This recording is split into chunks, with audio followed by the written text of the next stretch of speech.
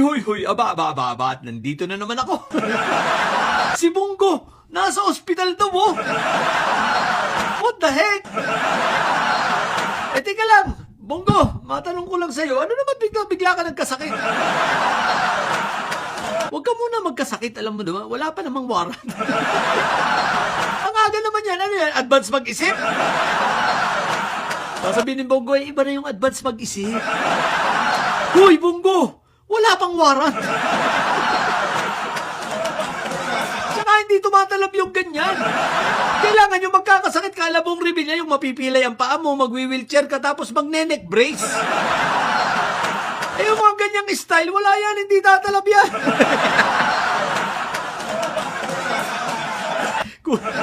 Kulang sa neck brace. Bongo, dagdag yan drama. Walang talab yung ganyan.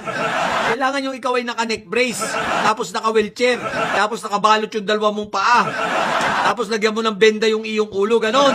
Tapos sabi mo, nabali na rin ang iyong kamay. Hindi yung ganyan, tapos magpopo sa Facebook. Ano yan, paawa? Ano yan, ipapaalam sa taong bayan para kukuha ng simpatya. Huwag kami, oy!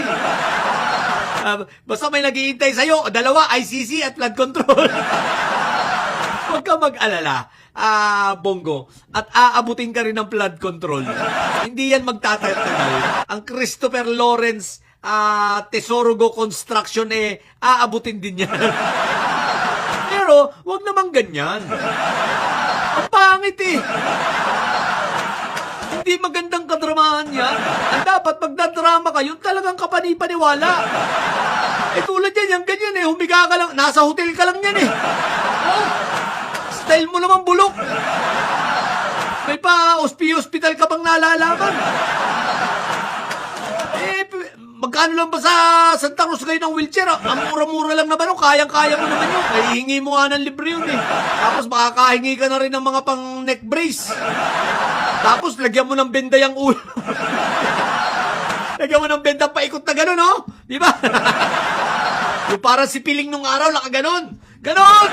Tapos gumawa ka na rin ng sakbit sa kamay mo. Kunwari, nabali. Tapos magpalabas ka, nadulas ka. Dagdagan mo na ang drama. Total, nagaganyan ka na rin. Sagarin mo na. Hindi yung ganyan na nakahiga, nakaswero, what the heck? Walang kwenta yan. Pag magdadrama, sagarin mo na. Sabihin mo, nabalian ka rin ng buto, tapos kumuha ka ng peking x-ray galing sa orthopedic. Ganon. Tapos nadulas ka, bali-bali yung iyong kamay. Lagyan mo ng mga peking galos, kunwari. Kaya madali ka naman makakuha ng mga peking medical report Di ba? Galingan na. Huwag na yung ganyan. Tigilan kami ng kadrabahan, Mr. Bongo. Tigilan kami. At ang masasabi namin sa iyo, kasayahan namin na ikaw ay makulong sa ICC. Di ba mga didilis, no? Ang tanga lang nitong amo ninyo, ang bulok magdrama. Pwede ba pakituruan ninyo? Isipin mo, mga didilis, simula sa script, simula sa drama, ang bubobo. Sunog na. Saka pwede wag nyo nang ulitin yung pinagagawa ni Unanay. Si Aling Maliit, wag nyo nang gayahin. Laos na yun, gawa kayo ng bago. Yung mga style na orthopedic, ganon. Kaya naka-wheelchair, may nakasabit, may mga nakatornilyo sa paa. Alam mong rebelya pwede Bulok nito ni Bongo. Yun lang muna. Sa mga bobong didilis, ayan yung isa nyo pang puon. Hospitalan. Ang tatay nyo karton. Sa mga bobong didilis yan, may sayad, king ina nyo. Manatili kayo may sayad, sapagat ang may sayad ay laging high blood. Bye.